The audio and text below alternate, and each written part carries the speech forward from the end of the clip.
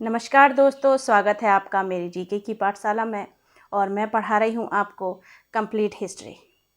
तो दोस्तों, जैसा कि हम पढ़ रहे थे अकबर के बारे में, और अकबर के हमने साम्राज्य विस्तार के बारे में पढ़ा था और उनके युद्धों के बारे में हमने जानकारी ली थी। आज उनके गुजरात अभियान के बारे में देखेंगे कि कैसे उन्होंने गुजरात को जीता, और कुछ युद्ध और हैं उनके जो हम उनके बारे में आज डिस्कस करेंगे। ठीक है दोस्तों, तो उससे पहले एक मोटिवेशनल कोट हो जाए और फिर हम अपनी क्लास को शुरू करते हैं। तो आज का सुविचार क्या है?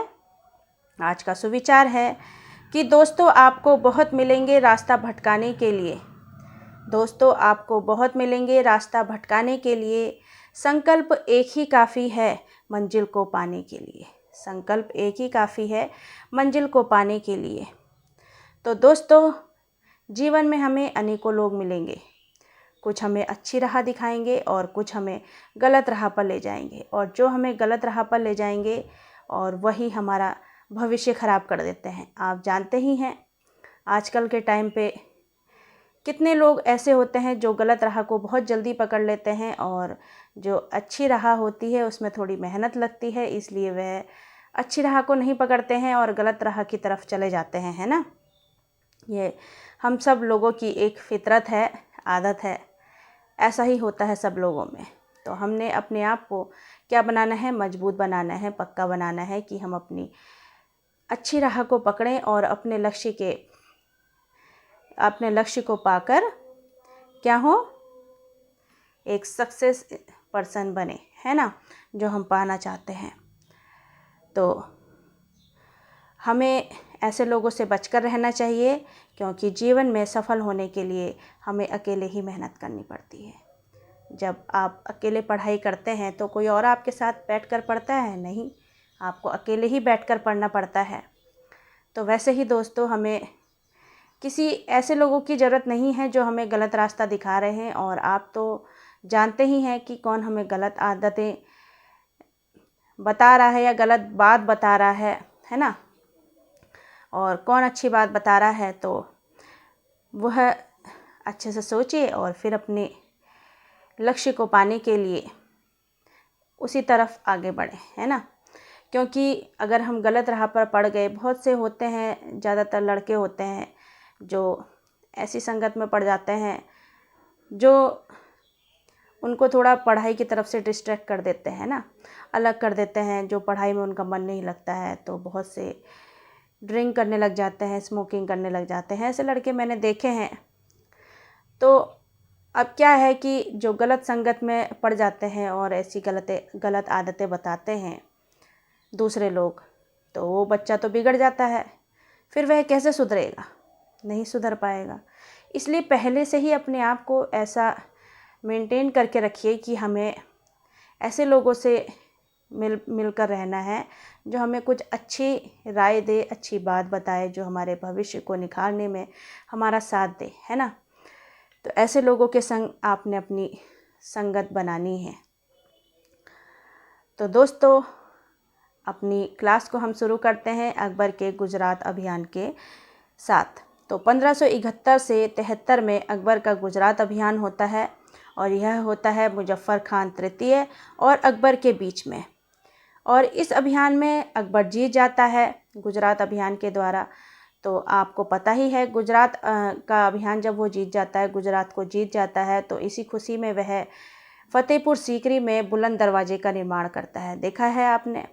दिखाऊंगी मैं आपको आगे पिक्चर, और आप हो सके तो देख के भी आइएगा, बहुत सुंदर बनाया हुआ है। ठीक है। अब क्या मकसद था अकबर का गुजरात के पास अभियान करने का, गुजरात में अभियान करने का, गुजरात को जीतने का? तो एक तो गुजरात जो था दोस्तों समुद्र के किनारे था, और वहाँ से विदेशी व्यापार बहुत अच्छे से हो जाता था। अब समुद्र के पास था तो वहाँ जहाज़ थे, जहाज़ों के द्वारा बहुत जल्दी सामान एक जगह से दूसरी जगह जा सकता था, लोग भी एक जगह से दूसरी जगह जल्दी पहुँच सकते थे। एक ये कारण था। फिर और अकबर को मिर्ज़ाओं का खात्मा भी करना था, है ना, क्योंकि मिर्ज़ा जो थे अकबर का हमेशा क्या करते थे? विरोध करते थे, और जो विरोध करेगा तो उसका तो खात्मा करना ही पड़ेगा। तो अकबर का गुजरात अभियान लगभग 1571 से 73 में हो रहा था और इसी बीच 1498 में पुर्तगालियों ने भी कहाँ पर, समुद्र के पास, भारत में समुद्रों के पास अपना कब्जा कर लिया था। अब कब्जा करने का क्या फ़ायदा होता था उन्हें कि जो भी यहाँ से सामान ले जाएगा, लाएगा या कोई भी व्यक्ति जाएगा तो वो क्या देगा, टैक्स देगा, है ना, इसलिए वहाँ पर कब्जा किया। अब जब अकबर गुजरात जाने के बाद कैम्बे पहुँचता है तो वो वहाँ पहली बार क्या देखता है, समुद्र को देखता है और पुर्तगालियों से भेंट भी करता है। और अकबर जो है गुजरात विजय के बाद फतेहपुर सीकरी में बुलंद दरवाजे का निर्माण करवाता है। देखिए बुलंद दरवाज़ा ये है, देखिए कितना सुंदर लग रहा है। जितना सुंदर ये पिक्चर में लग रहा है उतना सुंदर भी है। आप देख कर आइएगा, मैं तो देख कर आई हूँ, आप भी देख कर आइएगा, ठीक है। तो अब अकबर ने अब्दुल रहीम कौन था, बैरम खान और सलीमा बेगम का पुत्र था। और बैरम खान कौन था, जो अकबर का क्या करता था, एक संरक्षण करता था, उसका पालन पोषण किया अकबर का जब अकबर छोटा था। तो बैरम खान ने ही एक संरक्षणकर्ता के रूप में अकबर का साथ दिया। तो वह था बैरम खान और सलीमा बेगम, इन दोनों का पुत्र था अब्दुल रहीम। और उन्हें खाने खाना की उपाधि दी और खाने खाना की उपाधि ही बैरम खान को भी अकबर ने दी थी, ठीक है। अब अकबर ने कहा अब गुजरात तो मैं जीत गया हूँ, अब क्यों ना हम बंगाल और बिहार को भी जीतें। तो बंगाल बिहार का अभियान भी किया इन्होंने 1574 से 1576 में। दाऊद खां अफ़गानी और मुनीम खान के बीच में ये अभियान होता है, ठीक है। और अकबर क्या है कर लेता है, अब शासन, मुनीम खां अकबर की तरफ से लड़ता है और दाऊद खां जो होता है बंगाल बिहार का क्या होता है, शासक होता है, ठीक है। इसमें भी अकबर जीत जाता है और बंगाल बिहार उड़ीसा को भी वो जीत जाता है। अब अकबर सोचता है कि अब हम चलें काबुल की तरफ, कि काबुल में अपना अभियान चलाएं और काबुल में अपना शासन करते हैं, ठीक है। तो मिर्ज़ा हकीम के खिलाफ अकबर व मानसिंह लड़ाई कर रहे थे। जब मिर्ज़ा हकीम काबुल में शासन कर रहे थे तो उनके खिलाफ अकबर और मानसिंह ने लड़ाई की। और इसी बीच फिर क्या हुआ, अब जब वो यहाँ आ गए काबुल में लड़ाई करने तो दूसरी तरफ तो विद्रोह होना ही था, कि उन्होंने सोचा कि शासक तो है नहीं यहाँ, अब क्यों ना हम अपना यहाँ परचम लहराएं। दूसरे जो शासक सोच रहे थे, तो बंगाल और बिहार में विद्रोह हो गया। अब इस विद्रोह को संभालने के लिए किसे रखा गया, टोडरमल को रखा गया। और ये है देखिए टोडरमल, ठीक है। तो दोस्तों लाहौर के विद्रोह के अब कहाँ संभाला, बंगाल और बिहार में संभाला, ठीक है, विद्रोह टोडरमल ने। तो फिर दूसरी तरफ लाहौर में भी विद्रोह हो गया, तो वहाँ मानसिंह और भगवान दास ने संभाला फिर उस विद्रोह को। अब काबुल में तो अकबर युद्ध लड़ ही रहे थे, तो अब काबुल में जब युद्ध लड़ रहे थे तो युद्ध जीतने के बाद उन्होंने, अकबर ने जो है काबुल किसको दे दिया, अपनी बहन बख्तुनिसा को सौंप दिया। ये देखिए काबुल, ठीक है दोस्तों। अब अकबर का शासन काबुल अफ़गानिस्तान में भी फैल चुका है। और इसी बीच मध्य एशिया में अब्दुल्ला खां उज़्बेक जो है उनका उदय हो जाता है और अब्दुल्ला खान जो है वो भारत पर शासन करने की सोचते हैं। तो जैसे ही अकबर को ये पता चलता है कि अब्दुल्ला खां अब भारत पर विद्रोह करने वाला है, तो अकबर पहले से ही सब इलाकों को, भारत के सभी इलाकों पर अपना कब्जा कर लेता है। तो देखते हैं, अपना अधिकार कर लेता है। तो काबुल में मानसिंह, अटक में अकबर, सिंध में अब्दुल रहीम और कश्मीर में भगवान दास व कासिम खान, बाल्टिस्तान व खैबर दर्रों में बीरबल, और बीरबल की मृत्यु भी वहीं हो जाती है बाल्टिस्तान में, और बलूचिस्तान में मीर मासूम।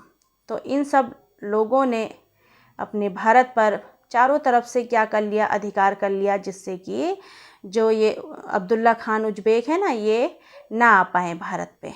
तो देखिए काबुल में मानसिंह हो गया, अटक में अकबर हो गए, सिंध में अब्दुल रहीम हो गए, कश्मीर में भगवान दास हो गए व कासिम खान हो गए, और बाल्टिस्तान में बीरबल हो गए, और बलूचिस्तान में मीर मासूम हो गए। तो इन सब ने भारत पर पूरी तरह से अधिकार कर लिया, जिससे कोई और शासक यहाँ आकर शासन ना कर पाए, ठीक है।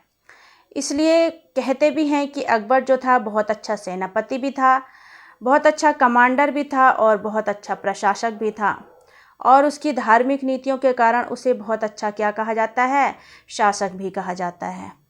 अकबर की नीतियों के कारण अब्दुल्ला खां उज़्बेक की 1598 में भारत आने से पहले ही मृत्यु हो जाती है। किसकी?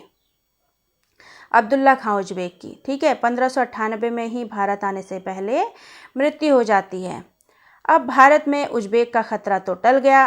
अब अकबर ने सोचा कि उत्तर भारत पर तो हमने अधिकार कर लिया है, क्यों ना अब हम दक्षिण भारत पर अपना अधिकार करें और वहाँ विद्रोह करें, तो हम अपना अधिकार वहाँ कर सकते हैं। तो इस तरह से इन्होंने उत्तर भारत पर अपना परचम लहराया। तो ये है आपके लिए एक प्यारा सा थैंक यू। आप मेरी क्लास यहाँ तक देख रहे हैं, उसके लिए आपका बहुत बहुत धन्यवाद।